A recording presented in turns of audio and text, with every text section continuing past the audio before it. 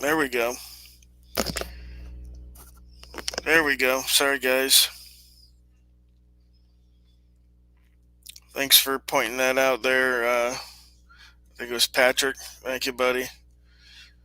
I was doing all this talking. Nobody even heard me, probably, huh? What's up, everybody? Big G, John, Jesus, Press, Erica, Angel, Patrick, Dan. What's up, everybody? Got the link in the comments here. Anybody wants to join up can. Just the guys in the house. Perfect.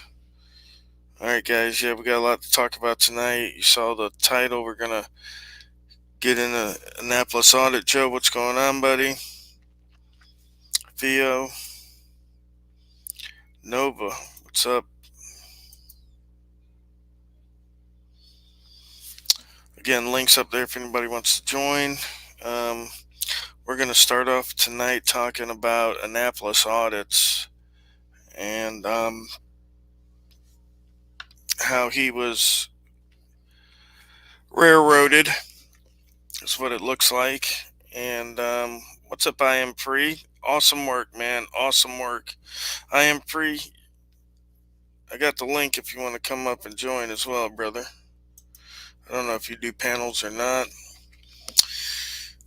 Bama Cam, what's up? Everybody, what's up? I know I'm missing people up in here. Non-negotiable press, what's up? Michael Reed, what's up? Hey, Pucker Butt Face, awesome name. Lemmy, always good to see you, brother. Kenny, I think I've mentioned everybody I've seen in the chat. Good to see everybody. Brandon Mitchell, I can't forget you, brother. All right, so Six Oaks reached out to me. Smiley Chris, you still the man, Chris? Um, Six Oaks reached out to me. If you guys don't know Six Oaks, he's a good guy.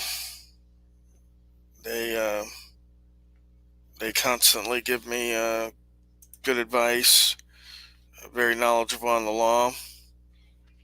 Food Toy, my man, come on up. How's it going, Rogue? How's things? Good to see you, buddy. Yeah, you How too, you been? man.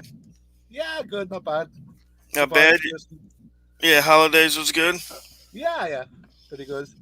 I'm. Nice. I need to lose weight now, though. I need to lose a hell of a lot of weight. Oh yeah, I know. Yeah, that's a definite. That's always It's always the case, right? yeah, it's always the case. I don't remember a time when it wasn't. I I, try I, not I, to do turkey anymore though, because that makes me tired. So oh, I love turkey. I do ham, and this year me and the wife, because it's just me and the wife and the kids. So we were like, you know what, we're doing steak this year. So for Christmas Yeah, we did steak, and and I ain't complaining. yeah, no, steak's good. Yeah, Any day. yeah, yeah. So we Well, figured we'd I do was something I else. was on a seafood diet, Rogue. Yeah, yeah. Seafood, you eat it? Yeah, that's Yeah, the one. yeah. That's the kind of diet I'm on too. Um, so yeah, I don't know, Putoy. Have you heard about Annapolis Audit's case and everything? And I Not know yet. some people have, but No, not yet. no. All right. At the moment, I've been binge watching. I've got to slip my mind. Um, oh God, what's her name? I just basically watched her video about 10 minutes ago. J Uh, Town. J Town, yeah. Oh, she's killing it. She's Yeah, killing no. it, Rogue. I'm loving that stuff. Yeah, no. And they got charged. Her and GT got charged with loitering near inmates in Georgia, the same as me. But I talked to her the other day, and I think that she's getting her charges dismissed. Nice one, nice one. So I'm excited about that. You know what? I'd love one of her little a digital copy of one of her little press passes of her press pass that she does hmm with Crayola. Maybe you could pull some strings for me, Rogue. There you go. Yeah, I could talk to her, see what we could do. Awesome, awesome. I'd love one. Yeah. There's Six Oaks right there, How's it going, and 6 Oaks? I What was gonna happened? Right. I'm gonna read what Six Oaks sent me because I don't want to go off memory because I read it a couple times, but it's about a page and a half. But and I won't be able to read comments while I'm reading this because I'm reading it off my email. So let me just get through this, guys, and then we'll talk about it. And Six Oaks, I got the link here if you want to come up and talk about it as well. Um, but let me just read this real quick, guys. We'll get through it and then we'll talk about it. Okay, it says starting with Terry's arrest at the Calvert County Health Department, he has been nothing less than railroaded by Calvert County and the state of Maryland. Terry's arrest that day was for disorderly conduct and trespassing. Go watch his video. Now, everybody can obviously go check the video out after this and see um, what it's about. He was in no way disorderly, and in fact, there was a minor assault perpetrated by the director of the county health department that day.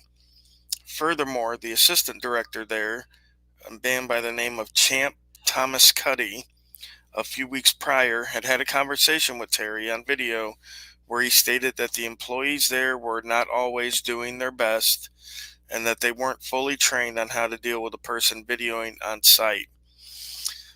It says during the first trial in district court, Terry asked for a jury trial. As soon as he asked for a jury trial, the state prosecutor, Kyle Torres, immediately moved to dismiss the disorderly conduct charge, specifically to deny Terry a jury trial there. He was found guilty and appealed his verdict to the circuit court there in Calvert County. Terry was assigned a public defender who completely dropped the ball with two key pieces of exculpatory evidence. One key part was the video where the assistant director, Champ Thomas Cuddy, gave Terry permission to film there inside the health department building. The other evidence was the body-worn camera footage of a conversation between the director of the county health department, Lawrence Polsky, and a Cecil County deputy where the director admitted his assault on Terry, where the deputy answered, "Come on, Larry, you know he can take you to court over something like that." The director and deputy clearly have a personal relationship, as the deputy referred to the director by his first name only. Due to Terry's public defender, Catlin Lamazio, dropping the ball with those two key pieces of evidence and her overall poor performance at the circuit jury trial, Terry was again found guilty by the jury and a sentencing hearing was scheduled for December 15th. After the guilty verdict, Terry timely filed the petition for era coram nobis, I guess is how it's pronounced, which is a petition claiming that his trial was unfair and thereby unconstitutional due to the fact that the jury never got to see those two key pieces of evidence due to the failures of his public defender. The state answered the petition, and the judge again sided with the state and denied the petition. Upon the judge's denial of the petition, Terry timely filed a notice of appeal with the circuit court. Incredibly, the judge allowed the state to answer the notice of appeal, then denied the notice of appeal. The problem is the circuit court judge in no way and under no Maryland statute has leave to grant or deny a notice of appeal. Only the Maryland Court of Special Appeals can deny or grant that kind of appeal. The state acted well outside their authority as well by answering the notice, as they have no statutory authority to do so, and the circuit court judge simply doesn't get a say in the matter by statute or otherwise. It is entirely up to the Maryland Court of Special Appeals. Terry pointed this out at the December 15th sentencing hearing, along with all of the relevant Maryland statutes, and was again ignored by the judge. Ordinarily, with this kind of appeal, the judge can impose a sentence based on the jury's guilty verdict, but any action would be stayed until the Court of Appeals weighs in. But Terry is in Calvert County Jail instead due to Calvert County Circuit Judge Mark Shanley's clear incompetence and clear disdain against Terry. Then on Sunday, December 17th, Terry's public defender, without his approval, consultation, or knowledge, filed a motion to modify sentence and a notice of appeal, the same kind that Terry filed, on unknown grounds. I've never seen an entry on the Maryland Judiciary website entered on a Sunday, which I guess this is when this was entered. The timing is interesting because the day before, on Saturday, Terry had a conversation from the jail and was apparently discussing filing a writ of habeas corpus himself ASAP. On Tuesday, December 19th, the state filed a response, but it is unknown which of the public defender's filings the response is directed to. Interestingly, the judge made no ruling granting or denying the public defender's notice of appeal as he did with Terry's exact same kind of appeal. The case is held sub cura, apparently so that the Maryland Court of Appeals can consider the public defender's notice of appeal, a consideration the judge didn't give to Terry's notice of appeal, even though he is allowed by Maryland statute to do so. Okay, so that's basically what's going on with Annapolis Audit's case. And again, looking to me like retaliation, right? Like they don't like what Terry's doing. Um, we're going to teach him a lesson type of deal. We see this in a lot of cases. We see this with Chris and Tiff's case there in Kentucky. A lot of retaliation. Yeah, absolutely. Like, people are watch audits, and they think to themselves, well, yeah, get arrested or whatever, we'll take it to court, and then we'll beat them in court. But you have to understand, it mightn't always work out like that. You see that really they're all on the same team, right? So the cop is going to come, the cop is going to give more leeway, or actually side with the public employees. Then when you get to court, right, I feel, from what I've been seeing, from the evidence is saying to me, that the judge will side on the police officer, or the public employee, right? Because they're all the same, right? Hey, fake Mike, how's it going, mate? Hey, what's up, Pluto? Hey, Rogue, man. As What's always, up? good to see you, man, and thanks for allowing me to come on your panel, man. It's an honor. Absolutely, brother. Anytime, man. And Yeah, anybody else is welcome as well. I've got 6 spaces up here, so anybody's welcome to join and talk about his stuff with us. yeah, that's what I'm seeing at the moment. It's like unless it's absolutely undeniable, or undeniable evidence, right, of what has actually taken place, which is why it's so important to have a camera with you and film everything, right? You're giving them the leeway they want. You're giving them the wind to their sails to go to the public employees side, or to the police's side, when it comes to Right, the right. judge's And side. and the law's very finicky. I watch a lot of the civil rights lawyer, and he did a case. I think it's probably now about a year ago, but he put a case before his subscribers, and he said, "Look, do you think this guy's rights were violated? Yes or no?" And he gave some basic information, like, okay, what happened was the guy was walking down the street, open carrying his rifle slung across his back. West Virginia's an open carry state, perfectly legal, right?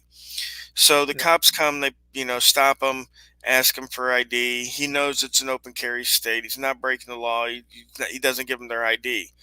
Well, when it comes time to go to court, the judge is like, well, the circumstances as they are, there was a school 100 yards away, and because of this and because of that. So, I mean, there's all kinds of circumstances and stuff that could, you know, uh, turn it on its head. That's what people don't seem to understand. It's not as yeah, black and white as you think. You think, oh, I'm standing on a sidewalk. I'm perfectly, able to be here. Man, there's so many laws on the books that, I mean, it's impossible to know them all. And they obviously don't have to know them all. They've got plenty of time to charge you. Speaking of which, I was just charged recently with the federal misdemeanor that Foshin was charged with for filming in the Social Security offices. So now me and Foshin are both facing the same charges in Middle District Court here in Florida. They're federal misdemeanors. They're small.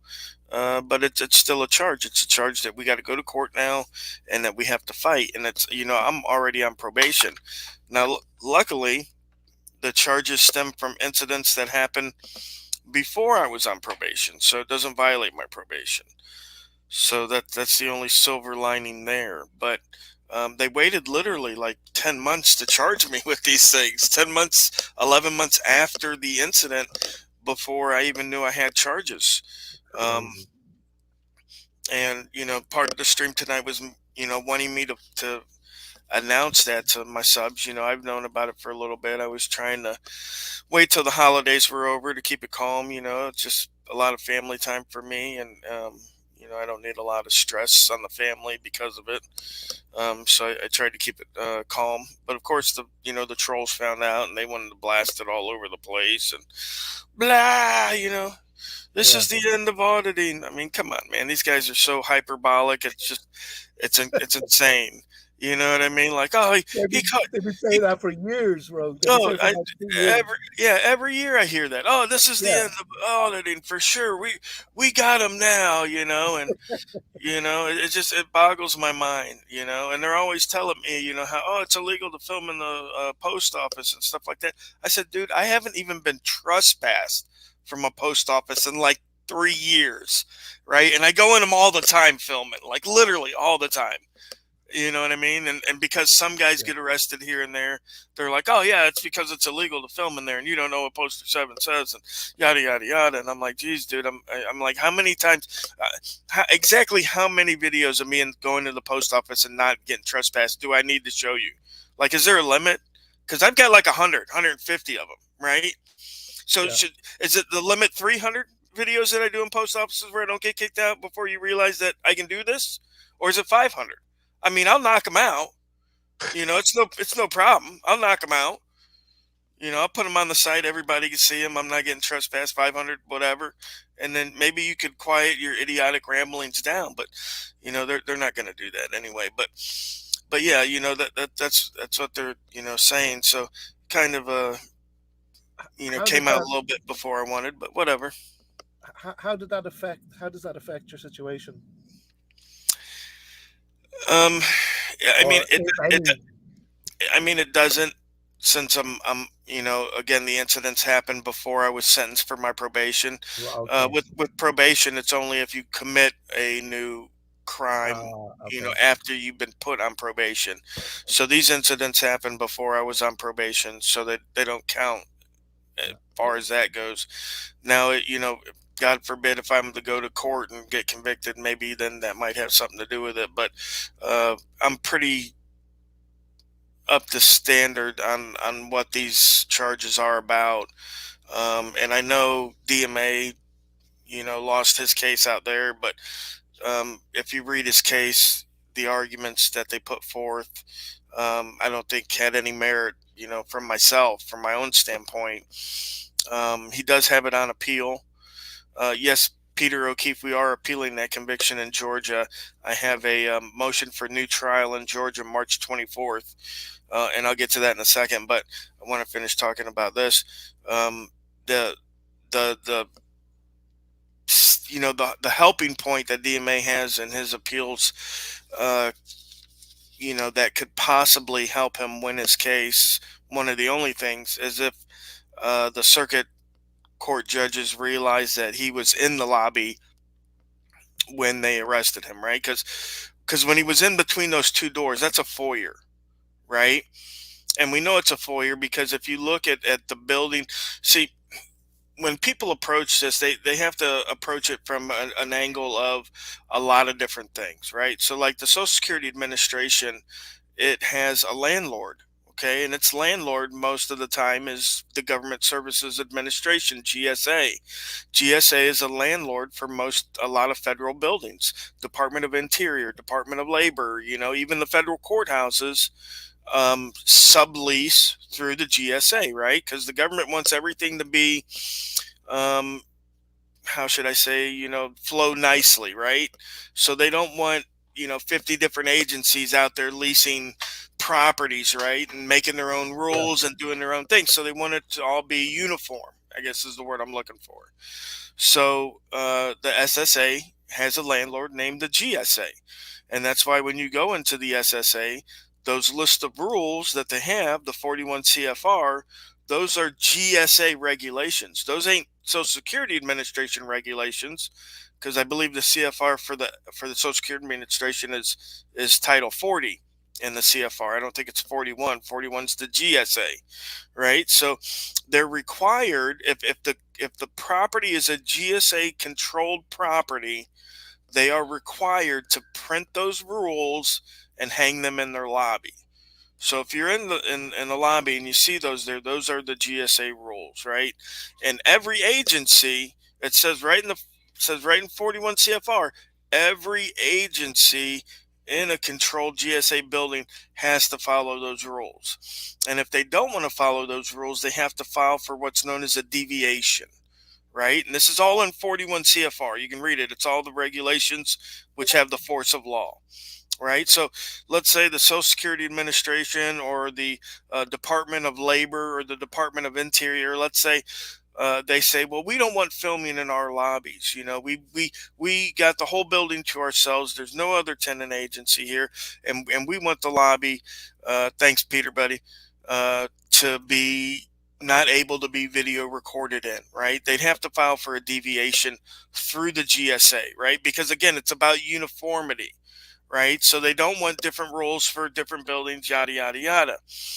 So they have to file for this deviation. The only problem is the deviation is for a specific purpose, right? So they can't just go to GSA and be like, hey, yo, brother, I want to ban filming in my lobbies for the rest of the time, you know, until mankind is no longer, you know what I mean? So the deviation has to be for a specific purpose, and it has to be for a specific time frame, right? It can't be just like, hey, I want to ban filming forever in my lobby. Oh, yeah, cool, dude. That's cool. Go ahead. You know what I mean? So, that's how sometimes you have to look at some of the stuff. And where I was getting at is the building specifications, right? So if the government leases a building, even if it's from, let's say they went to Fake Mike Real News and they said, dude, we love your property, we want to, you know, rent it from you, you know, to house the government agency in there. There's certain things that have to be met, right? Because you can't have no security measures in that building, right? It's a federal building. It's got to have security measures, right? It's got to have places for people to come in and get services and stuff like that. So there's qualifications that are needed, right? And in the foyer, it's a specific set distance between those two sets of doors, right? And the reason for that is for air conditioning and dust and snow and stuff like that. Like they want you to install grates or mats in between those doors for snow, right? Because they don't want you tracking snow into the lobby where it's tile and people are going to slip and fall and sue them. So there's got to be that distance in between those doors with certain things. A mat for snow, the air. Um, I don't want to say compression, but there's got to be. I want to say it's like 70 cubic feet or something like that, just off the top of my head. I'm probably wrong. You can find them all on the GSA website. They have building specs and all that stuff, all their manuals that they use, for when they rent a building or construct a building, that sort of thing. Air quality. UK lady says thanks. Uh, Jim Buzz, I saw you called me, buddy, but I'm on live here, so I didn't answer. Um, so yeah, so we're going at it totally different than DMA did, but his saving grace, and I think it could possibly save him, is if the judges realize that he was in a lobby and not in the foyer. Now they didn't introduce any kind of evidence as such to that fact, so he can't bring it up now at appeals. You can only bring up the evidence and stuff that was brought up during the trial. You can't introduce new evidence and introduce new witnesses at the appeals level. Um, so it's going to be iffy. But yeah, Wasn't he allowed to be in the areas he was, though? Right? yeah, absolutely, yeah. The Yeah. So the GSA rules are very specific: lobbies, foyers, yeah, corridors, entryways, right? And so How can they ignore that fact? It's beyond But me. yeah, well, and again, I don't want to talk too much about it because it's Yeah, my I get defense. But right. everybody has rules, right? And buildings have rules as well, right? There's got to be enough entryways, right? You got to have enough fire exits, right? You got to have bathrooms, you got to have water fountains, you got to have elevators, you got to have all this stuff, right? Due process. Yeah, Right. due process. Right. So even buildings that are inanimate have rules that need followed, right? When they build them, when they lease them, they got to have certain things. Just like a McDonald's, it's got to have a kitchen area, right? It's got to have a bathroom. It's got to have a seating area, right? You're not going to go into a McDonald's that doesn't have these things, right? They have to have them. And Yeah, in government buildings, they have to have certain things in there as well. ADA doors are a perfect example. Got to have ADA doors on the building, right, at the main public entrance. So, um, yeah, so that's that on my federal charges. I'll keep everybody appraised as we go along, as you know we always do. Um, yeah. we're, But you know what? You know what? Anybody can sit at home and FOIA request cameras from footage from public buildings, right? So just because the fact that you're there has somehow created a whole lawsuit and a crime and an arrest and well, here's the a thing, and win in court. That's here's crazy. here's the thing. You could go into that same area, those same areas that we did, openly recording. You could go into those same areas, secretly recording, Yeah, and there'd be nothing that they could do. There would be absolutely no law broken. The Federal Wiretap Act and the Florida Wiretap Act both need an expectation of privacy in order to qualify for the oral part of the wiretap statute, right? Because when you're out in public or wherever, when it's your person and it's talking about like a person to person conversation, the limit is an expectation of privacy, right? So if me and fake Mike, we went over into the corner of the room and talked all hush hush, that would show an expectation of privacy, right? But right, if we're just out in the lobby and there's other people around and I'm like, yo, fake Mike, my social security number is such and such, there's no expectation of privacy there, right? So if I'm secretly recording and I record that, that's not against the law, right? right. Um, it's definitely going to be an interesting case. Um, Sorry, Rogue. Somebody said my sound was low, so I hired it. Is it too high now, or is it better? no, no, I can hear you good, and it was a little bit Okay. low, but All I didn't know if you could raise it or whatever. But yeah, I am free. There is a link to join, my friend. Here you go. There it is, and yeah, that's basically what tonight's stream was about. I wanted to talk about Annapolis Audit. He got railroaded, retaliation. Again, they're retaliating against me and Foshin.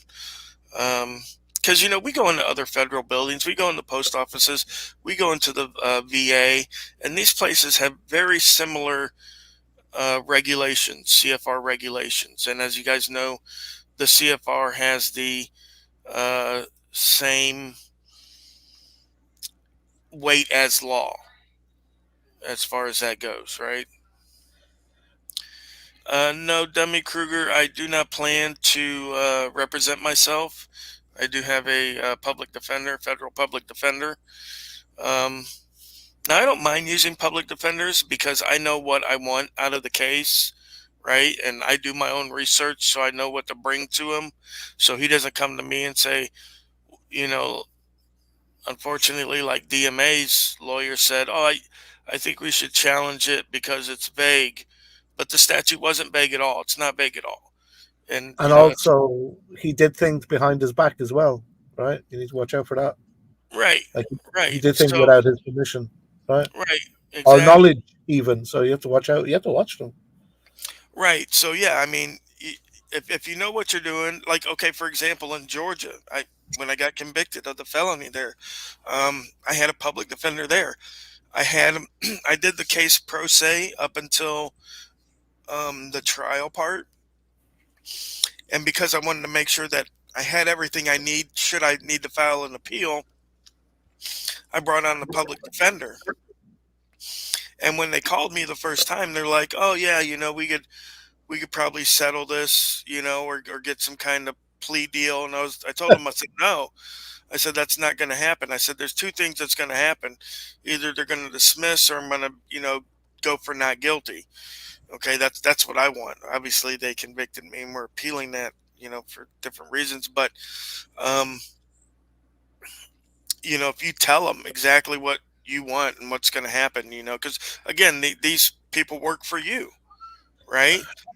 Are And you I, able to record that conversation between you and your lawyer, like as proof, maybe um, you know, if I don't needed? think so. I don't think so because, we meet in their private office, and that's considered, a private area. So I don't think that, Unless they gave you permission to, maybe. right, unless they gave you permission to, which then it would be fine. Um, but, like, I don't even, you know, worry about that sort of thing. Is it you're using them for the small things that don't really matter because you're able to keep an eye on them, and then for something more serious, you get a proper lawyer or whatnot? Right, right. Yeah, if I'm facing, a life sentence, then I want to pay Yeah, for my lawyer. You know what I yeah, mean? But like these are federal misdemeanors. You know what I mean? It's like literally right, the lowest possible charge you could ever get. right. You know what I mean? So it's not like, um, we need to hire, big guns. Like Yeah, Johnny yeah, Cochran. If the camera don't fit, you must acquit. You know. yeah, So absolutely. yeah. I So was I wanted to ask you, Rogue, what do you think about if someone was to fight one of these cases? You could put a number of these cases under this and argue, hey, for F CFR, F the case law. I'm arguing on the Constitution and the supremacy clause of the Constitution. Do you think that would be beneficial? well, I mean, yeah, it just depends. Like everything is specific, right? So that's what the case law stuff's about. Is what they call a fact pattern, right? So if the facts of me and the facts of DMA are very similar, right? So even though that case is a Colorado case and isn't in my district, they could still use that as persuasive authority, because the fact pattern matches so much, right? So when the courts look at stuff, when they decide court cases, they look up to their area immediately, right? And if they don't see nothing in their area, then they'll go outside of their area to like the First Circuit, Ninth Circuit, or something along those lines. Um, and then if they can't find anything at all, that's when they start making the case law themselves as far as that goes. First timer or whatever.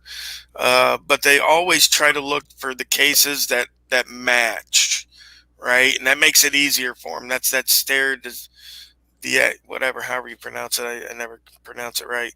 But precedent, right? Um, and then so if you can't find those, then you find cases that talk about the subjects that you want to talk about, right? Or that are relevant to your case, right? So even though this case was decided, like, say for example, Brandsburg v. Hayes, that case was decided about, a reporter having the immunity to not give up confidential sources, and the court said no. If these confidential sources have information that the government needs, then you have to give them up, right? You don't have that privilege.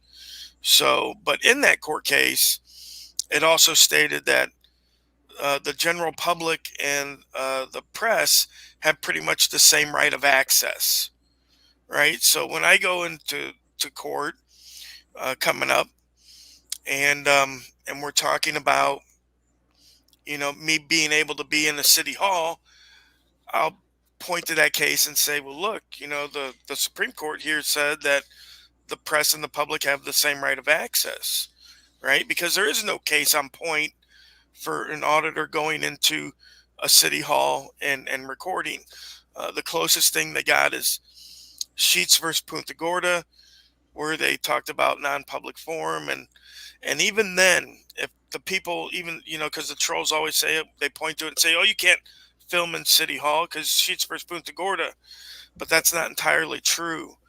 If they read the ruling that the judge handed out, she says specifically that Andy had a right to film in City Hall, that he could film the building, the walls, the floor, the ceiling, the artwork. The ordinance in Punta Gorda was about filming people without their consent. But you could film any part in the building, right? As long as you weren't filming people without their consent. Now, of course, she was Well, wrong in that. well, yeah. How do they police the dash cams? They're filming people all day long. Well, no, this is inside the building, Futoy. All right. Oh, okay. Sorry. Yep, yep. So, but she's wrong there, because if you're in a public area and you could see it and you could film it, you don't need permission, right? If I could film a piece of artwork and I turn my head to the right and somebody's there, I could film them as well, because we're in public. There's no expectation of privacy. I Right. don't need your consent, right? So she got that part wrong, but um, from other cases that we've seen, she seems to have not clear education on constitutional issues. Um, thanks, dummy. That's the word I was looking for, which I can never Um, pronounce anywhere. Sterdicasis or something. I don't know. I'm surprised about how many don't know the Constitution. Like Fake Mike, he approaches officers and he's very cordial, very mannerly, not non-threatening, and asks them to if they can recite the First Amendment, the 5 elements of the First Amendment, and they can't. Has there Right. ever been one Fake Mike who has passed the test? I don't think so. No, I started the Third Amendment because I would approach, hey guys, how are you? Thank you for your service. Can I ask you one quick question? How seriously do you take your oath to the Constitution? That's right. Seriously, very seriously. And then I say, oh great, what's the Third Amendment? And they wouldn't know it. And then my buddy's like, my boy Todd, he's like, yo, ask them the First Amendment. I'm like, bro, they're gonna know the First Amendment. I traveled this whole damn country. I asked hundreds of cops, all on video. Not one of them. There have been 2 that have gotten 4 of the 5 parts correct. And kind of the point that I brought that up, the reason why I bring that up is because the reason, I mean, and you answered my question really well too, but the reason I bring it up is I'm honestly tired of like having to cite case law, and I mean, the Supreme Court, they usurp that power to decide what's constitutional. Case law honestly doesn't mean shit to me. It's like, it's not constitutional. Like the Supreme Court took that power in Marbury versus Madison. I would love to get to the point where one day we can just eliminate that middleman, because we don't need the judicial branch to interpret what's constitutional or not for us, in my opinion. Other than Erie County, how's it going, What's mate? going on? What's going on, guys? I was just watching. I'm working on a video now, so I can't stay on. But I just want to add something about asking these cops about the First Amendment. I got a new story coming out here in New York where I asked the chief of police of the city of Tonawanda if he knew the 5 elements of the First Amendment. He told me he couldn't cite them because he lived it so long that he can enforce it without even knowing it, right? Now, that's funny in itself, but now this guy just got sanctioned by the AG of New York State, Attorney General Latifah James, one going after Donald Trump himself. She just sanctioned this guy for arresting somebody for free speech, telling an officer to suck his you-know-what, and he put the guy in a chokehold, a seatbelt chokehold, beat this 15-year-old kid up.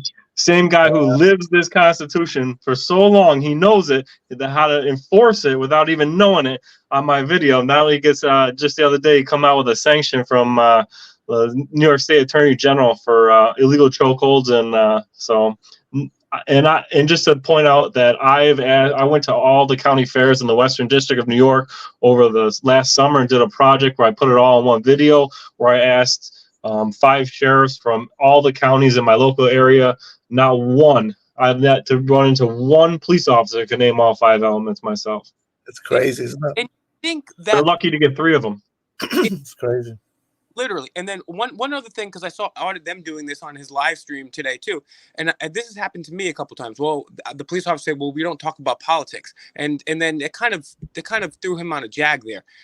I'll tell them, this isn't politics. You swore a sacred oath. This is what you got paid to do. I need to know that you know, because ignorance of the law is no excuse. And it's really insanely disgusting that not only, I mean, have I traveled this country asking all these cops, not one of them got, now all these other audits, we're all asking these questions. And you would think after the years, one of them, you think that like a cop would be proud. He'd be like, oh, the First Amendment? Yeah, I got it right here, man. That's my favorite part of this job. No, it's far worse than I even thought when I first got into this shit. That's what I figured. If I started asking the cops around here, they would learn it, and then they would know it, and then it'd be a better thing. But you know what they do now? They see me coming, and they run and hide because they don't want to be asked a question versus learn it and look good on video. They'd rather run and hide. Right. Yeah, they don't have time to learn that stuff, Dan. It takes a long time to beat citizens and write up false charges and stuff like that. That's very time consuming, buddy. I don't, it's a priority thing. Should I learn my job on the one hand, or should I fill out this false report on the other, and that way I cover my buddy's back? Well, I'm obviously going to fill out the false report so I can cover my buddy's back, right? Yeah. I'm not going to take the time to learn this stuff because there's no consequences for them. A lot of people think that when, qualified immunity gets finally shut down, which they're trying to do it now with the notwithstanding clause, they think this is going to help in some way, right? People are like, oh, take their qualified immunity. And I hate to tell people, but even without the qualified immunity, the municipality is still going to be paying for the lawsuit. It's not coming out of the cops' pockets, right? They're going to indemnify the cops, right? Because, listen, when you're a corrupt ruler and you're passing laws that are stealing from the citizens, you need muscle. Right? Think of it like the mafia, right? You don't see the Don going around and collecting protection money without 15 boys behind him, right? Because he needs that muscle. Hey, Rogue. Right. Hey, Rogue, do you know the difference between the mafia and the government? The mafia's up front about it stealing. Oh, that's actually one difference, but the mafia actually turns a profit. We're $34 trillion in debt, but at least when the mafia, at least they can make money back. Right. Absolutely. Speaking of qualified immunity, it makes you wonder if there's supervisors of these cops are like, all right, this guy's coming around asking the 5 elements of the First Amendment. Guys, don't answer the question, run and hide, he's probably telling them. Because if you answer the question and you know that, and the public knows that you know it, you won't qualify for that qualified immunity in the future. So just run and hide from this guy instead. It'll cover yourself in the long run. Exactly. Yeah. It actually benefits the cops to be stupid. It benefits them, right? Because they can be like, oh, well, I thought it was reasonable that I pulled this guy out of his car and beat him over the head because I illegally stopped him for, I did a video on a guy, he had tents on his car the other day and they were over the limit, right? But he had the exemption. He put it right on his back window. The cop could have seen it. He walked right by the exemption. And when he said, oh, I pulled you over for the, your tent job, the guy says the exemption's right there on the back window. That should have been the end of the stop. The cop should have looked at that and been like, oh, okay, sir, have a good day. My reason for pulling you over was not lawful, right? Because you've shown me the exemption. I have no other reason to hold you. But yet the cop still stood there and was like, I still need to see your ID. No, you don't. You don't. You have no reason to pull him over. And people are in my comments like, no, he pulled him over. He had a reason to see his ID. And I'm like, why do you think California passed that law the other day that the cops must tell you, right? They must tell you out now in California why they pulled you over so the citizen can make the decision if handing over the ID is lawful or not, right? So when the cop comes up and says, oh, well, I clocked you doing 150, and you're looking at your Yugo going, dude, my speedometer only goes to 70, right? You can be like, this is an unlawful stop. I'm not giving you my ID. But yeah, it's all about being informed on what the law is and what your rights are, Just where you Yeah, stand as far as exercising your rights. Because otherwise, the cops could come up to everybody and be like, "Dude, you're suspicious. I got a guy that looks exactly like you. He just robbed a store down the block. Give me your ID." I mean, that's and right. supposedly we got to give him our ID now, right? Because Well, he's got reasonable suspicion that there's a guy that looks like me that robbed a store down the block.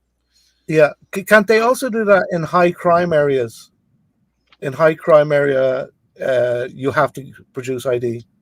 well, I believe Is there's that case something? law against that now, that just being Oh, in a is it? high crime area doesn't provide reasonable suspicion Okay.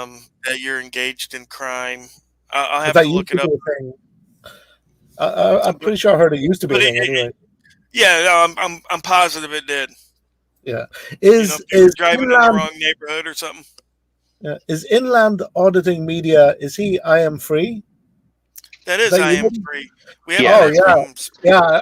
I've just got into your videos now. Don't take that as anything bad. It's just there's so many auditors I watch on both sides of the pond that Oh, sometimes people no sweat, man.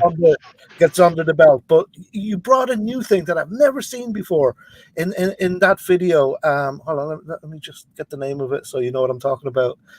City manager gets destroyed. Yeah, Right now, what Adolfo. was that thing you were talking about? That's part of the trespass law, Yeah, where they so have to sign an affidavit of what was it again? yes, it's a declarant form. So here in Washington State, and this is just a Washington State thing to be clear. Oh, By the okay. way, hello everybody. Hello, Thanks sorry. for having me on, Rogue. Yeah. Um, How you doing, the buddy? good, doing great, man. Um, in RCW 9852, that's the trespass statute. In section 70 and 80, it discusses inside a building or outside of a building.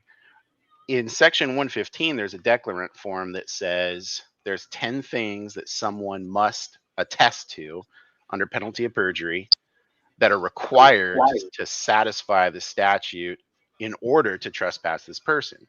So that way, like basically if Sergeant, Adam shows up to trespass you, he's going to take the word of the individual that's asking me to be trespassed under, because they've signed this declarant form, that everything's met. That way later, the police, the police department, sheriff's department, whatever, they're not on the hook for that rights violation. They're going to be like, hey, Adam over here from whatever place swore to this and we took his word for it, so we're off the hook. You're gonna have to sue him. That declarant form is required to be signed, and then the section just preceding it, section 105, actually discusses that officers are required to actually investigate the trespass, and it kind of describes how they're supposed to do it.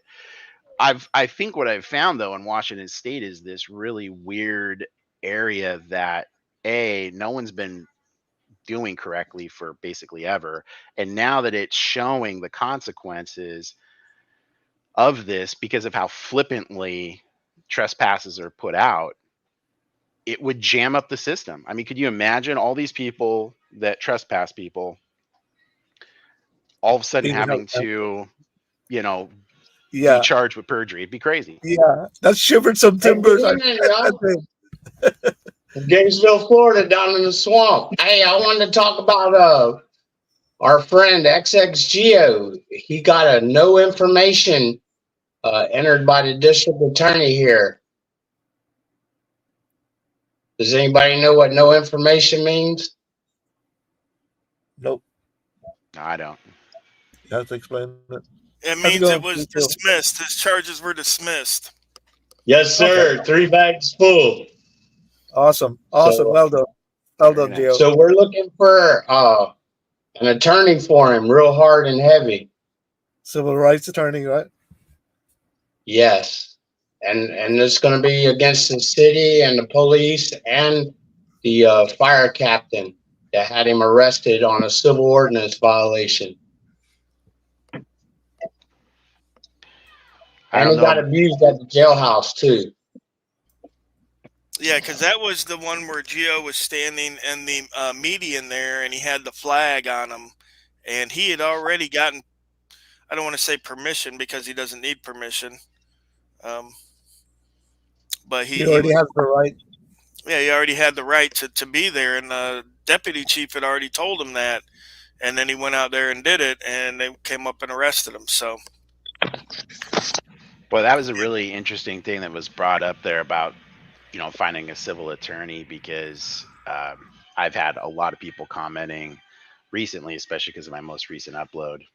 Um, you know, am I going to file suit, etc. And I'll tell you what, finding civil attorneys, because obviously the civil discipline has a lot of practice areas, and at least in my neck of the woods in Western Washington, it is damn near impossible to find a a civil attorney that will take these kinds of cases. They're all like personal injury, and unless you can guarantee that there's going to be some significant amount of award that's going to come out of that lawsuit, they just skip by them. You Can be see, pretty I difficult. I find that sucks. That justice is just for the rich.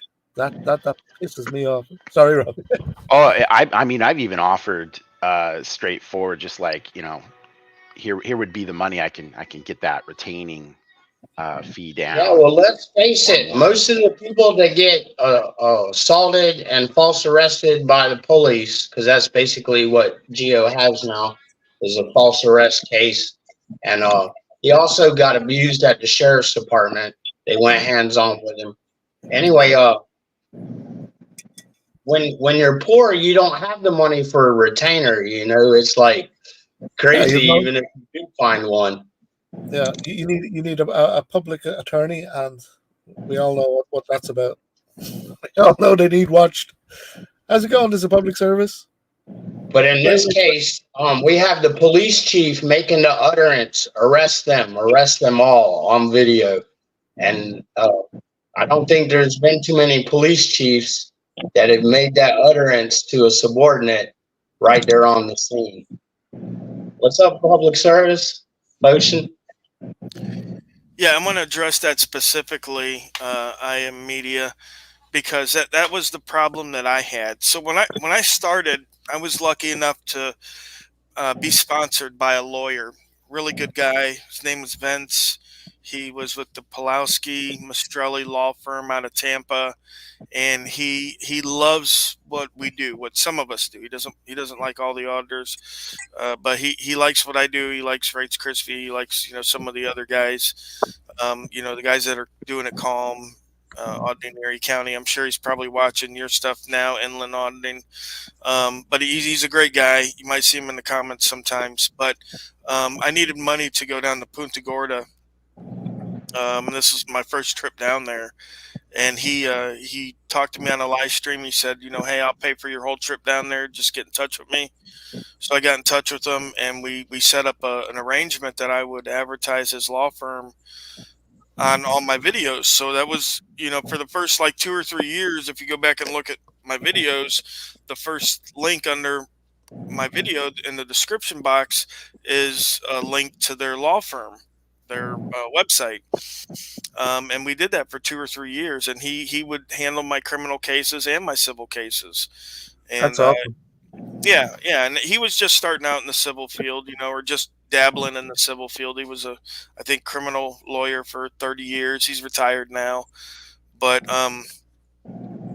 so I had him handle like my arrests down here in Florida and Orlando and in Tampa, and I saw how he did the suits, and then I started filing down here in Florida. Now my first couple filings were total crap.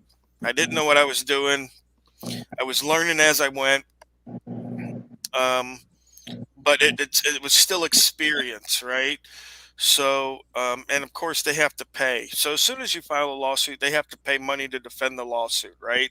So, either way, to me, I'm winning, right? Even if I lose the lawsuit, I'm winning because they have to pay in order to defend against the lawsuit. So, that puts some teeth, right? Because a lot of times, and we see this, especially us guys that are out there, we see it when we tell them that, hey, we're going to sue. they just roll their eyes, right? Yeah. Because they hear that so much from a lot of people. A lot of times people have no grounds to sue at all, but they're like, "Oh, I'm gonna sue you. My cousin's a lawyer. I'm gonna, be down there next week suing you," and nothing ever happens, right? So, when somebody does file, it shocks the shit out of them, right? Like, especially because I don't file my suits right away. They take usually about a year or so, a year to a year and a half before I file on them. A lot of these guys have even forgot about the incident altogether. And then all of a sudden they get slapped with a lawsuit. They got to pay the defendant. They got to, see lawyers and talk to lawyers and stuff like that. Then it starts, waking up and making sense to them. But, you know, that I think is the only way. And again, I think not just the auditors, but I think everybody should learn the law, right? And specifically because these are the rules, right? These are the rules of the house that we live in, right? So we need to learn them and understand them, because what happens in life is you have people that know the rules and use them to their advantage, and they use them to their advantage against people that don't know the rules, right? And it can be your landlord, it can be the bank when you go to get a loan. I mean, there's so many instances in our life where the law touches it that it's ridiculous to me to not go into these situations knowing the laws. Uh, Yeah. especially for like bank loans and stuff like that. Um, People are literally shocked, and of course they don't believe me. But the banks, here, I'll drop a bomb on you right now. The banks don't loan money. All right, the banks have never loaned money. They don't loan money to you. They don't loan money to me. They don't loan money to anybody for any reason.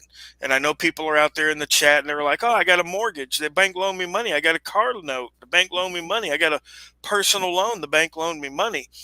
The banks don't loan money. Okay, it's just an accounting trick. That's all it is, right? They do, the game where they put the marble under the cup and they move the cup around. It's Yeah. pretty much just like that, right? So basically, what happens is, in a nutshell, is you go into the bank with $1, right? They turn around, they give you 4 quarters, tell you that they loaned you the 4 quarters and that you never gave them the dollar, and that you owe them 30% interest on the 4 quarters they gave you. That's pretty much how the loan process works. All right, in a nutshell. But if anybody's really interested, they can go to Google and type in modern money mechanics from the Chicago Fed, 1984.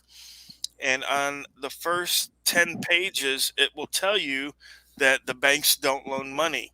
And the reason they don't loan money is because then it doesn't create money, right? So there's two ways money's created in the United States. One is the Treasury asks for more money to be printed. The second way is through loans, right? And what they do is they inflate it, right? So if I was to go in with $100,000 and say, or sign a promissory note for $100,000, they put that in their bank as a security, $100,000, and then they create 900,000 more dollars using my $100,000 promissory note as security. That's what the fractional reserve banking is. Right. That people have heard, the 9-to-1 ratio. That's what the 9-to-1 ratio is, right? So for every dollar, they could create out of thin air $9, and it's all done in the computer system, right? So when you go to get a bank loan for a house, they don't hand you a briefcase of money to go pay the guy that owns the house, right? What they do is they'll either, if the guy that you're buying the house from has a bank account with that bank, they'll just punch in a whole bunch of numbers into the guy's bank account, right? But if he doesn't have a bank account with that bank, they'll just type him up a check and give him the check, and he'll take that check and he'll deposit it in his bank, right? And everything moves behind the scenes. It's all, this guy's got credits here, this guy's got credits there, and they'll just move these credits around. But it's all smoke and mirrors. They don't actually loan people money. I mean, think about this. There's only $3 trillion printed money in the whole world, right? United States dollars, 3 trillion, maybe 4 trillion. but there's $13 trillion in home loans, right? So right, just from that alone, that a majority of that money is digital, right? And if you got a Right. computer, if you're at the bank and you got the computer, you can add a couple of zeros here and there, right? Because nobody's taking all that money out. So nobody even knows about it. It's like back in the day with the gold guys where they would used to sign the piece of paper saying, hey, you got 100 ounces of gold in the bank here, and they would spend those notes. And the guys that were holding the gold were like, well, holy cow, none of these guys are coming in to pay for their, get their gold. They're just using these receipts. So I can make as many receipts as I want and say that I have the gold in here to back it. And as long as nobody comes and checks, I'm good. Fiat currency, they call it, right? Yep. Yep. That's a Yep. fact. Yep. Fiat currency. So, but while we're on here, I want to commend and let everybody know that Inland Auditing Media has demolished the was it Green versus Pierce County out there Oh yeah. the case. Now, the Green versus Pierce County, a lot of trolls like to bring up to say that YouTubers aren't journalists, right? And I try to Yeah. tell them that it was only in a specific sense as far as the Public Records Act was concerned. And the only reason that they decided that was because the gentleman ran his channel under his own name. He didn't have a legal Mhm. entity running his channel like Inland Auditing Media has Yep. a separate legal entity that's in charge of his channel, right? Like CBS. CBS isn't some guy, right? It's a legal entity, and that's who's running the CBS YouTube channel, right? Correct. So Inland Auditing Media has made requests under that same statute that Liberty's Champion did, and he's actually gotten the request back because he does meet the definition of media, right? And again, if that case ever went to the Supreme Court, I doubt it would hold up in the first place. But I mean, we don't have to worry about it because one, it's a Washington case. Two, it's a public records case. So, like in Florida, there is no exemption for media. Like everybody can get records, and you can get all the records. It doesn't matter. There's no specific exemption for media in Florida. So that case would never even apply here on its best day.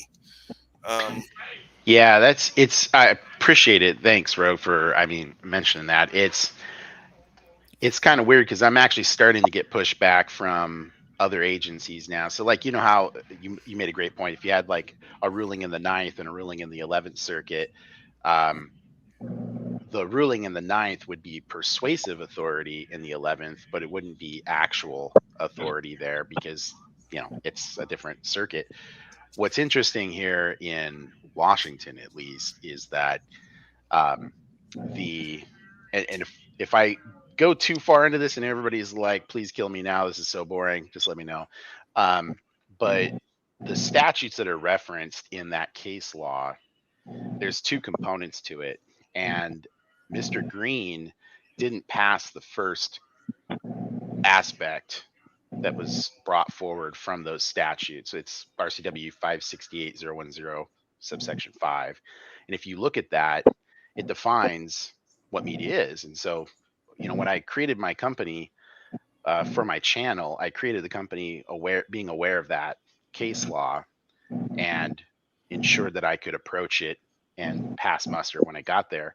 What I'm starting to get pushback from some other departments in Washington state now, even though other departments have already said, yes, you are news media, you pass that point, was never decided by the Washington State Supreme Court, and that's what is bona fide news. From that statute 568010, it discusses you got to be news media, you got to have a journalist that works for it, and then you got to be you got to be gathering bona fide news. And that's never been decided. And so now what I'm starting to get pushback on from some of these departments is, well, you're not doing bona fide news gathering. And this is scary Yeah, because but hold on. Can't you write back and say, "Look, your problem isn't really with me. Your problem is with the Constitution." All right, we have something called freedom of press. Goodbye. I agree with you. The problem here is and I think everybody here has addressed the issue in one manner or another in the last hour, which is um, they have all that authority, and because it's so difficult to get uh, attorneys, to get law Hmm. firms representing Right. you, they're rolling the dice and basically saying this guy isn't going to get a major firm to back you. And frankly, that's what you need. So, like in the Seattle area, I'm not plugging them because they're backing me or I've hired them. I just want to mention the name. But there's this massive law firm in Seattle called McDonald Hogue Bayless, and they're like the ones that go out and really beat people down over First Amendment issues. That's their thing. And when you look at what they do, understandably, they take the cases that have the most meat on the bones so they get the greatest gains for their efforts. And I don't think people are understanding this bona fide issue is as big as it is, because when you look at the Bill of Rights, those are all individual liberties. That's why we're all press. But the press has every vested interest to prevent the citizenry from not only appreciating and understanding that, but acting on it.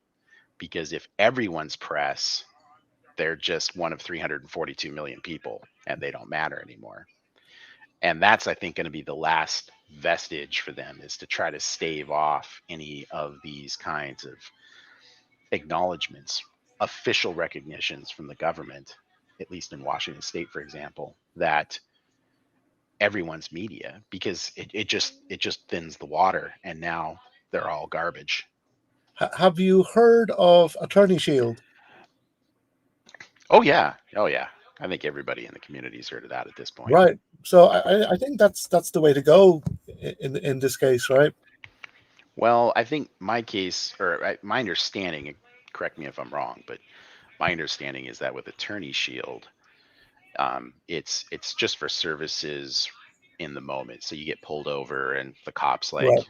I suspect you a DUI or whatever, and you just do your thing. You call Attorney Shield. The attorney is on the phone, says, "I'm advising my client to not say anything. They're not going to say anything. Right. Do what you can do." In this case, I don't think that would matter, because what I'm doing is public records requests, for example, and they're saying, you know, in accordance with the Public Records Act, we're not going to give you this information because you're not media. And even if I pass your media test, they go, well, what you're doing isn't bona fide news. Yeah. Well, I mean, who decides what bona fide is? The Yeah. government. And they've All, got all 700 news is bona attorneys. fide. All news is bona fide. It's the First Amendment. The I issue is with the First Amendment. I Yeah, completely agree. I think It's that's there. They can't yeah, ignore it. They can't put their fingers in their ears and go, "No, it's no. There's no First Amendment. No, no, no."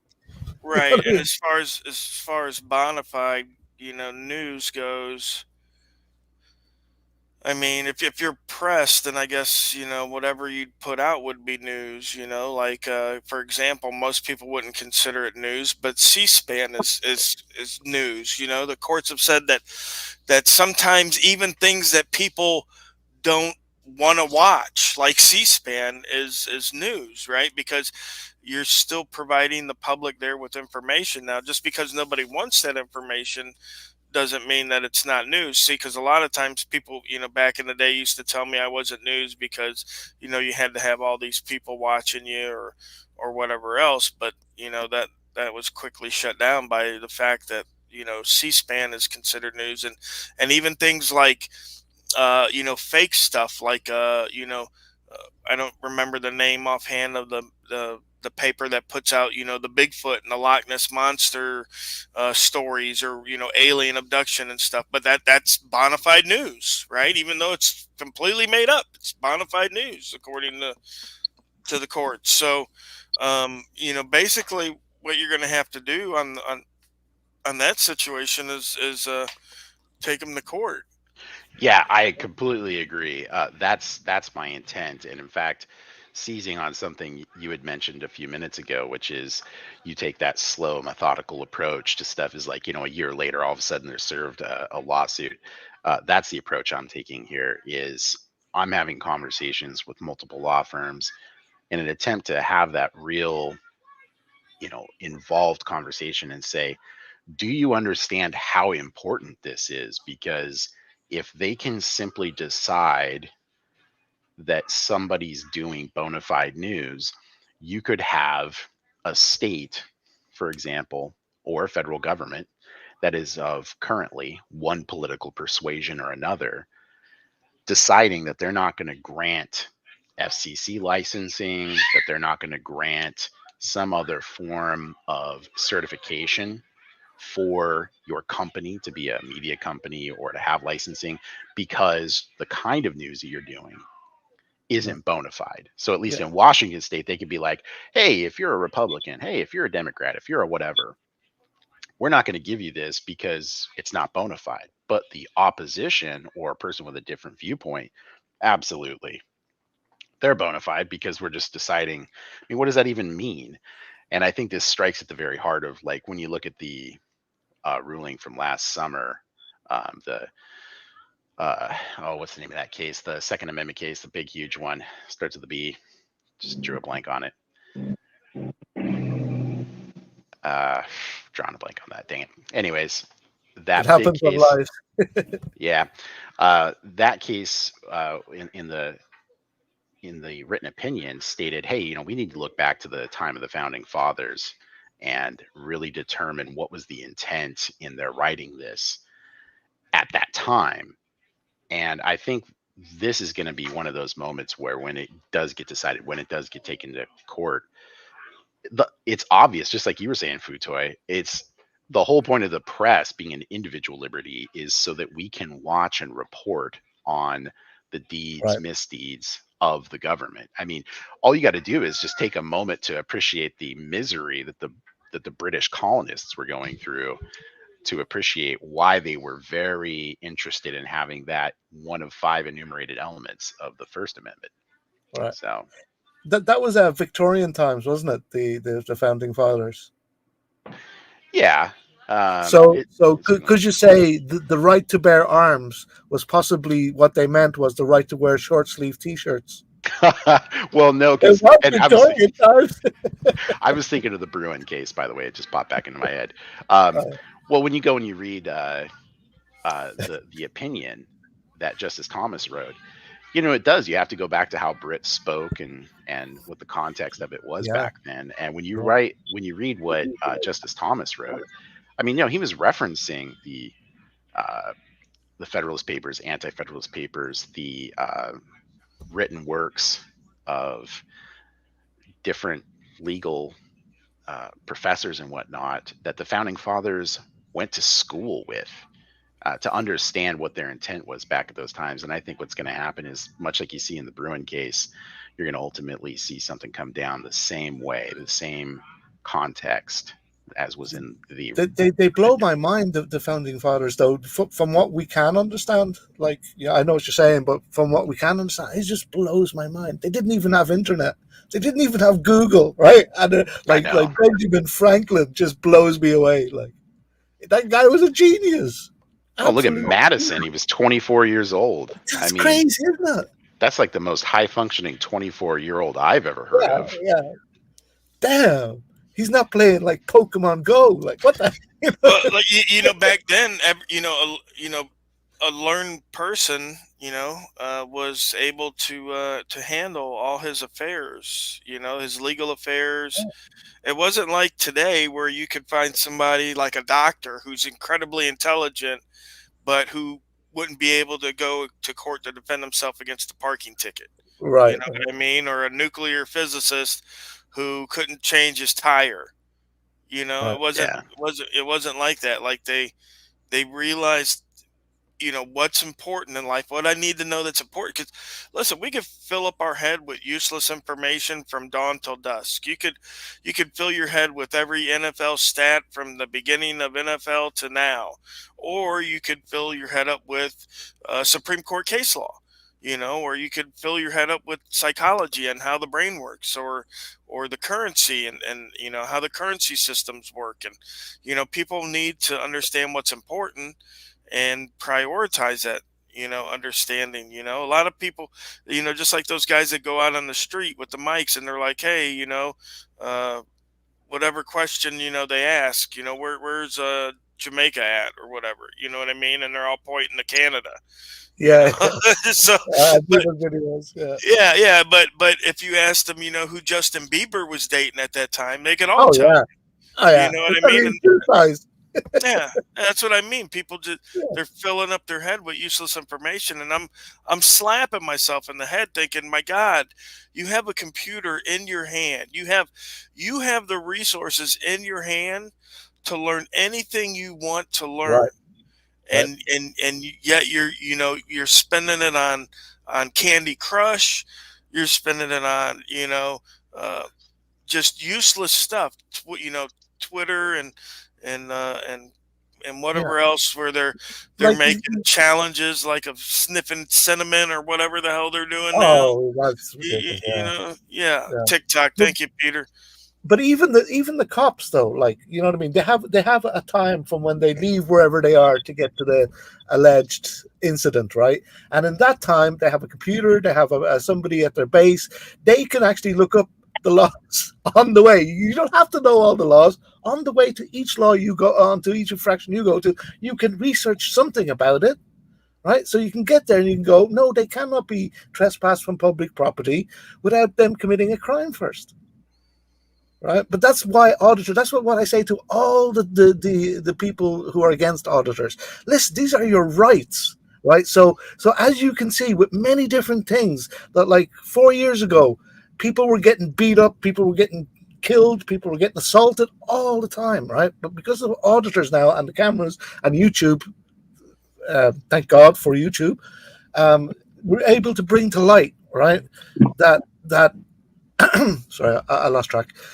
Um, no, I had a whole point. That's why auditors are important, because now, as these cases get unfolded, and as these we go through all these tyrants and stuff, they're starting to learn, right? They're starting to see our rights, right? We're having auditors, not me, I'm not an auditor, but auditors are putting themselves at great risk and harm to their pocket and themselves, right? To show these police that they need to investigate the crime on both sides, right? And then the next time they won't go in gun ho. They'll go, oh wait, this is public property. Remember, we learned last time from Rogue and Inland Audits that they have to commit a crime for us to be trespassed from this. And I'm seeing it all the time in audits, but still a lot of them don't care or don't know.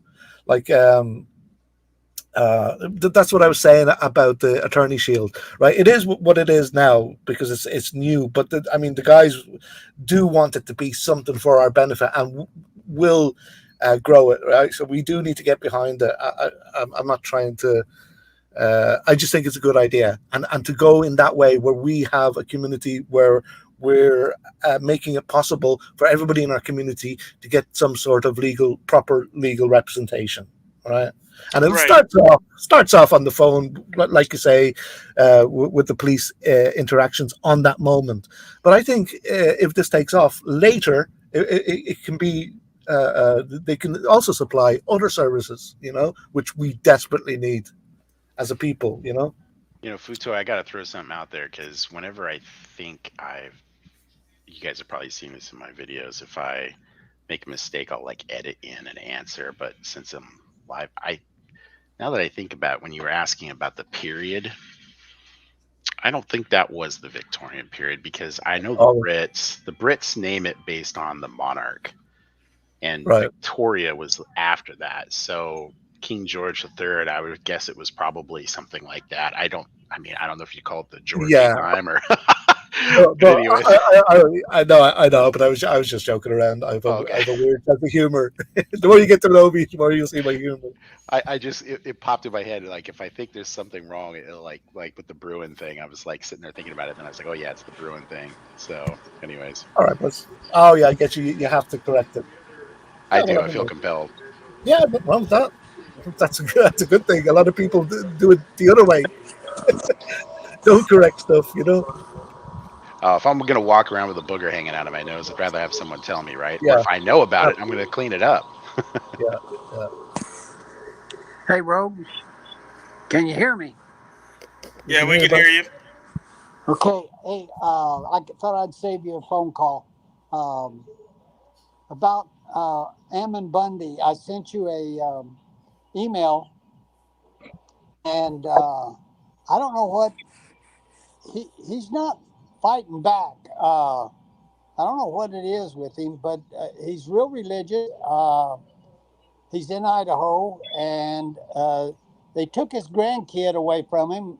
This has been quite some time ago, and he said some things about the hospital. Now the hospital has sued him, and I don't know if you guys have been following him or not, but he's got a $25,000 warrant out on him, and he's left Idaho. I don't know where he's at, but he comes on every now and then, and talks about what's going on.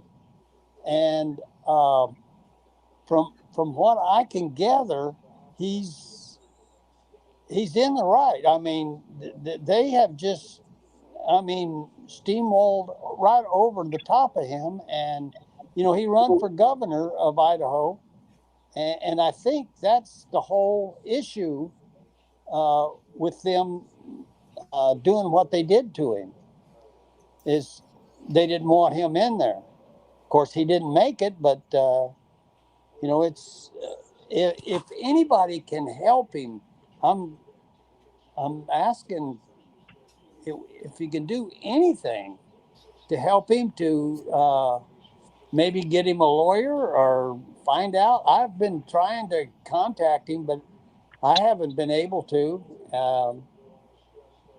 I don't know all of all about it, but it it looks pretty bad for him. And they've taken money out of his wife's account. The hospital has just well, the government has helped them, and the hospital has got a lawsuit on him. He didn't fight the lawsuit. He didn't do anything with it, but you know he he's in pretty bad shape right now. So I was just wondering if anybody could help. You I know, mean, I'd have to look and see what was going on, but I mean, I know he's got a team of guys that work with him, so I'm sure he's got plenty of resources that way. I mean, he's a pretty popular guy. Um, yes. so I mean, I'm sure he's got a lot of people already on his side, doing what they can. I don't know how much more I could do across the country for him. Well, Um, I'm not just asking you. I'm asking anybody. Fortoy, anybody that could check into it and see if they can help in any possible way. It's good to get a story out there, you know. Yeah, yes, and I've sent links to Jim Freeman. I've sent links to Direct D. I don't know what they can do or what they would even do, but Freeman has talked about it on his channel before, but that's all I've been able to find out, about if anybody's helping him. And I had no idea that he had a team that was helping him. I know when they took his grandson away from him, that the bunch of people went to the hospital and protested, and that got the baby back. But it's getting pretty bad. yeah, I mean, I'll definitely look into it. I shared one of his videos a while back when the police came onto his property without his permission. So I mean, yeah, we can help, as far as getting the story out, but uh, yeah, I mean, most of the people on YouTube, like me or Dan or something. There's always people in the background, and I call them a team. But I mean, we're all a team, right? We're all working on the same side, going for the same thing. So, when I'm up here, and I'll give you a perfect example. If I'm discussing something and I say, I need to find more information on that, or I don't have enough information on that within a day or two. Even you, Jim, have done this for me. You emailed me with the information I was looking for, Six Oaks has emailed me and said, look, here's this court case right here that you can use in this situation. So there's usually, if you got a pretty good following, you could consider them your team, and usually they're out there that will help. Yeah, like Blue Still said, a think tank. Uh, People in my chat, we talk to each other, we bounce ideas off each other. And again, Jim, you know this as well because you're part of the team. You've called me up, we've had discussions on the phone before. um, and so there's always a team behind us as far as activism goes online. Yeah, yeah. So Well, there. I just wanted to come up and you know, say something, let you know, uh, and maybe somebody that is listening, maybe they can help too, and that's all I'm asking for. So, I'll, Yeah, absolutely. And I also want to get to the question Discombobulated has on the screen about Foulmouth Veteran. I do have Foulmouth's number. I talked to him, I believe, a couple of months ago. I reached out to him to say hey, just to see how he was doing. I got the pleasure of meeting him when me and Aldineri County and everybody went out to Uvalde last year. So we got to meet him and hang out with him, do some work with him, and share some time. We had dinner at a pizza joint there in Uvalde. So we got to know each other, a little bit. Great guy, and I reached out to him a few months back. He's still got the case that he's fighting, and I don't think he's doing anything because of that case. It is a yeah, felony case. Um, it's a BS case again. Just like the name of the stream tonight, Retaliation. It's a BS charge that's pretty much just retaliatory, and yeah. just craziness. So as far as I know, he's doing pretty good. I'm gonna reach out to him here in the next week or two and just to double check after the holidays and see how everything's going. But um, as far as I know, last I talked to him, he was in decent spirits. He does have that thing coming up. Um, Well, that's good to hear because I was following him when he was auditing. So, Hold on, one of my team here, Peter. Are you still in the chat, Peter? Because if you are, I want.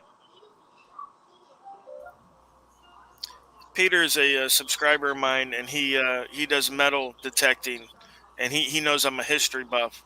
So there he is, Peter. Yeah.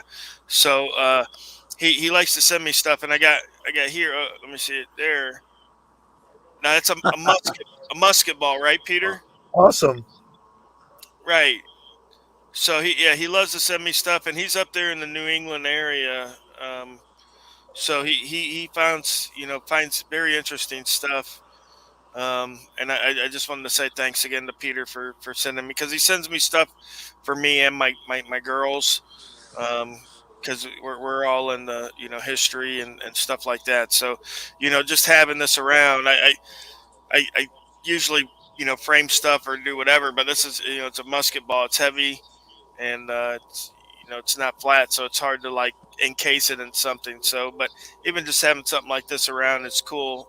Conversation starter for people that are in the history, like myself and my girls.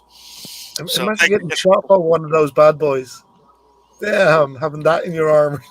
I know, right? Yeah, no, look, man. I mean, Sizing it. that thing's nice size, man. Yeah, Jesus. So, and it's mhm. heavy, man. I mean, It's like a 50 caliber. yeah, yeah, absolutely, man. Okay, That's hey, Rogue, thanks for bringing me up, and I'm gonna jump down and hope maybe somebody can help with everything. So we'll catch you guys later. Okay. Nice shout out, Buzz. Nice one. Thanks, Buzz. Nice to see you here. All right. Well, I'm not going to stay on much longer, guys. I just wanted to put that information out about on Annapolis Audit. Um, Again, retaliation. I wanted to, you know, officially come out and say, hey, I've been charged with FOSHN um, as far as the Social Security Administration visits went. Um, and we're feeling really good about those. I felt really good about Georgia too, but I feel 100% better than this case than I do about the Georgia case. Even when I thought I was going to win the Georgia case, this one literally is almost impossible. They really don't have a leg to stand on.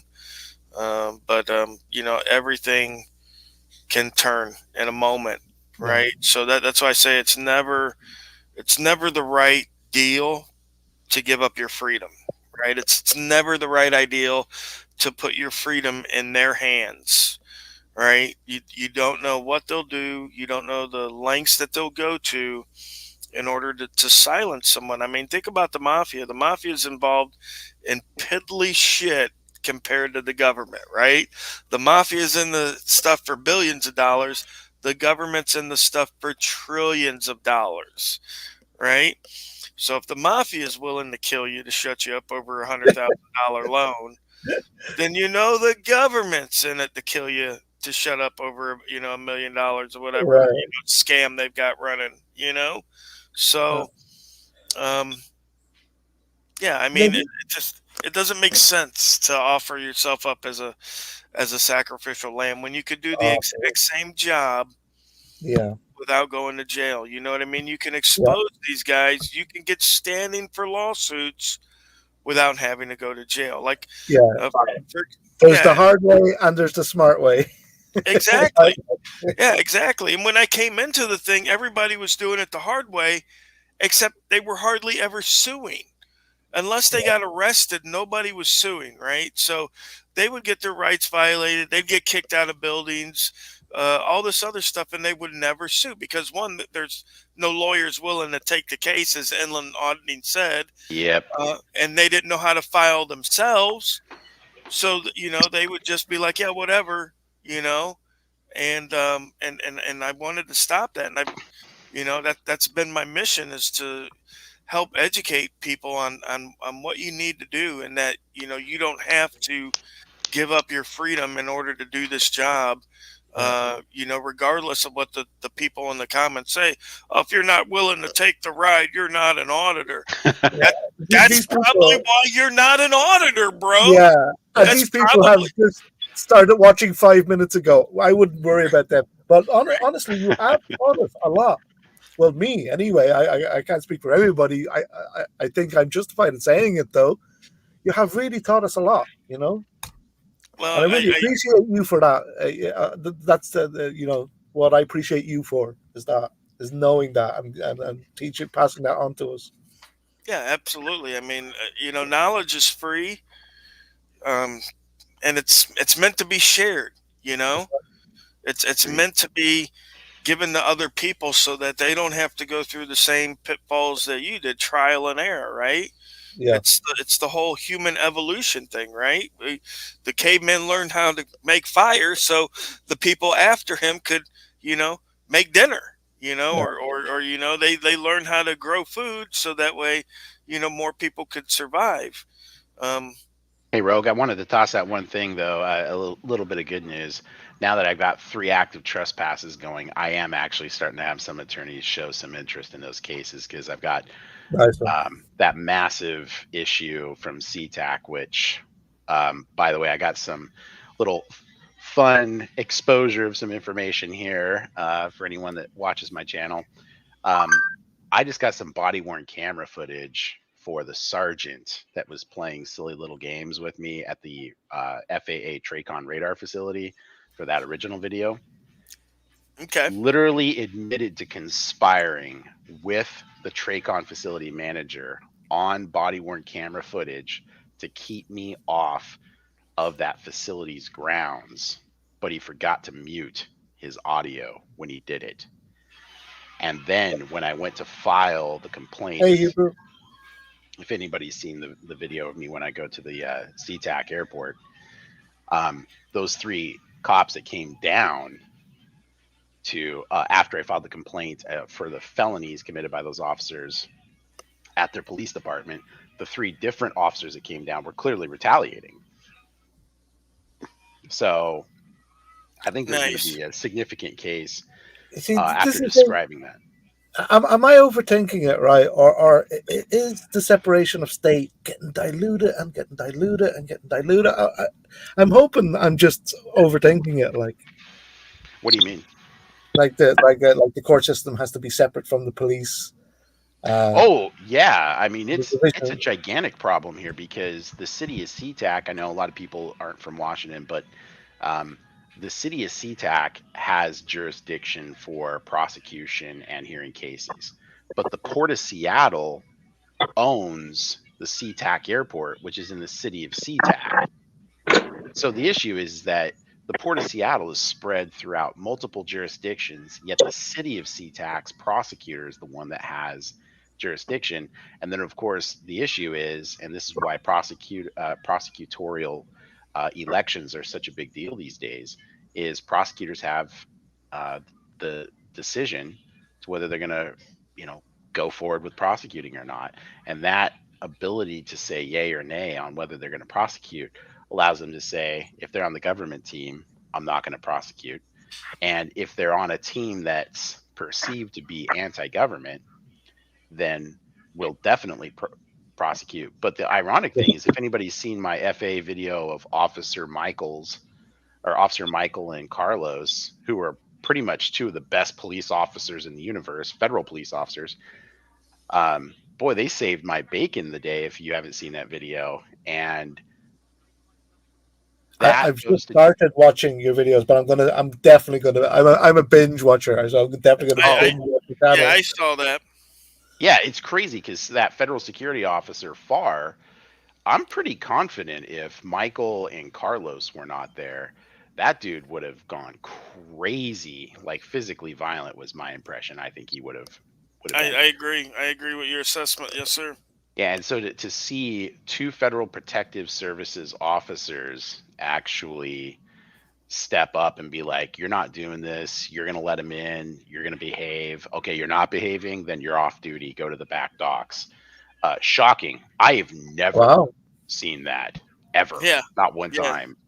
And I think to see that is, of course, shocking, but that's the exception, not the rule. And going back to the prosecutorial issue, if they have discretion, then what are the odds that we're going to get prosecutors on this side of the Constitution? Not very good these days. Yeah, no, you're right.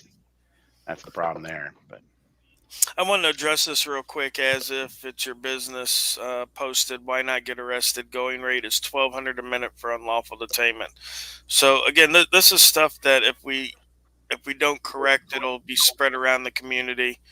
Okay, the going rate for the $1,200 a minute unlawful detainment thing is from a case. Transvant, I believe, is the name of the case, where a gentleman was detained and he was taken down to the police station. He was out in half an hour, and they gave him like $30,000 or $40,000 or something. That is one case, right? That has never happened in any other case. That's not the going rate, right?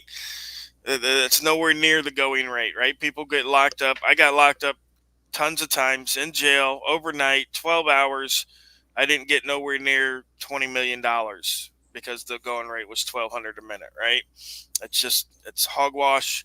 It's what people believe in order to substantiate going and getting arrested. Okay, but when you get arrested, you have to put out money for bail unless you get ROR'd. You have to put out money for a lawyer unless you have a public defender, right? So you got to put out all this money. You got to put out time. Sometimes you have to take off work to go to court. Okay, so you got to fight all this stuff, pay for all this stuff before you even get a chance to get any money, right?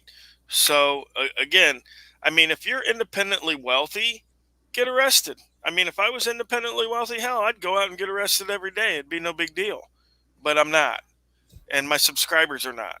Right? No one's going to be paying for me to go out and get arrested all the time and paying these fines and fees and lawyers and bail and all this other stuff.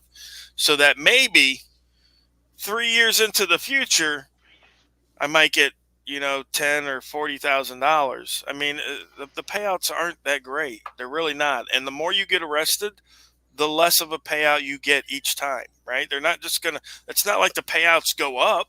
Right? Oh, he's been arrested 6 times. Let's give him $20 million. That's not the way that shit works. Right? They're looking at, oh, he's arrested 6 times. He does this for a living. He's getting less money. Right? That's what the jury's seeing. Right? They're gonna bring all of it up. Hey, So Rogue, can I pop something in there on this too, because I'm really glad that you addressed that. Great citation, by the way, of case law. That's fantastic. Or scenario. The other thing that's sort of riding on the back of that is the technical stuff, some of which you've mentioned from much earlier in the discussion here. If someone were to get arrested and then they post bail, and let's go for the best of scenarios. Person gets arrested, they immediately post bail, so whatever that cost is, and let's assume it's low. You go and get an attorney. You don't have to get a public defender or anything like that. You just go hire an attorney. As soon as you go to arraignment, the process is you're going to have release conditions, etc. Even if the judge says, we're not worried about you, you're not a flight risk, whatever, just don't go get in trouble. Here's the thing. Even if a case is complete crap from the beginning, the assumption is upon filing an affidavit of probable cause, the judge is going to assume that the prosecutor is discharging their duty faithfully. Even if later on it's determined that there wasn't probable cause, the problem is if another arrest occurs while the person is navigating their first case, right? And that one of the release conditions is don't get in trouble again. The first judge in the first case is going to look at the now new case and say, well, hold on, another prosecutor, assuming it's in another jurisdiction, another prosecutor said that there was probable cause for this new one. So, hey, you're getting in trouble again. But if that second case isn't even valid, as may be determined later on at the conclusion of that case, then the predicate for the PC that exists for the second case to determine that the first case should have your bail remanded is crap. And that it's that kind of stuff that people aren't thinking about when I think they make these kinds of comments. They're just thinking, well, you're pure and the system's pure and nothing's going to happen and you'll be vindicated. Yeah. It's like, nah, this whole Well, system is just full of a bunch of crap. And the people that, sure, you'll get some occasional Michaels and Carloses, as seen in my video, or the great sergeant from Mount Vernon in Skagit County and others, Sergeant Skelton from Renton. But those are the exceptions, not the rule. And prosecutors are the most vindictive, awful people on average that you're going to run across. Just terrible. They're so full of animus. They're so full of hubris. They can't see past their own self. And even if, I'm seeing, make sure, yeah, one thing to make sure of when cases get dismissed is to expunge the record. But if 16 of those cases or 3 or 2 of those cases are happening in a domino-like effect, as if, the issue becomes the PC for each of those cases that a prosecutor in another jurisdiction is attesting to is going to be assumed as being absolutely valid by the judge in the first case. And then what they're going to do is they're going to revoke your bail, put a higher bail up. And now let's say your bail was released on your own recognizance. Now it's going to be $2,000. You get arrested again. You take the ride on the third. Now it's going to be $5,000. Take the ride on the fourth. Now it's going to be $20,000. And you've got all the attorney's fees during all that time. So like Rogue said, Yeah, sure. If you're independently wealthy, that's a great idea. Or if you're just swimming, or if you've got angel investors that are willing to just pour money into you, absolutely. But this is an issue where I think you have to be strategic. And I think, again, pointing to something Rogue said earlier when he mentioned, um, hey, sometimes I'll file my case a year later. I think you got to play 4D chess when these people are playing checkers.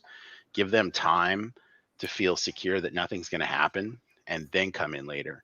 Sure, it's not as satisfying as just hitting them immediately with something right on the spot. I mean, who doesn't like that, of course? But at the end of the day, if later on you win because you did it the right way, I think that's the way to go. Because you got to remember, these people have infinite resources that we're paying for, ironically.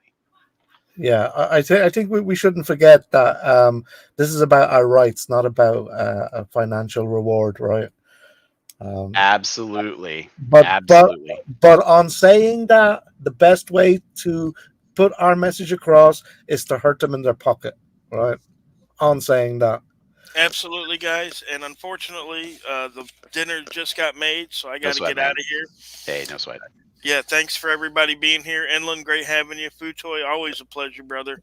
So Yeah, thanks for having me up, on, Rogue. Really appreciate it, man. And this is such a coincidence for me because I watched your video today and then I said, geez, does Rogue know about this guy? So Rogue, I sent you his video, right? You haven't seen it yet, just ignore it. I've sent it before this live. I didn't know you knew each other. I was like, Rogue, look at this. So Well, you always send me good coincidence for me. stuff. So yeah, keep sending me good stuff, Futoy, buddy. Good to meet you, Futoy. Hey, thanks, Good Rogue. to meet you too, mate. Nice to be on. Good to meet Appreciate you. it. Please keep up the great work, guys. Love it. No All right, take problem. care. Thanks, Take guys. care, everyone. Bye. See you later.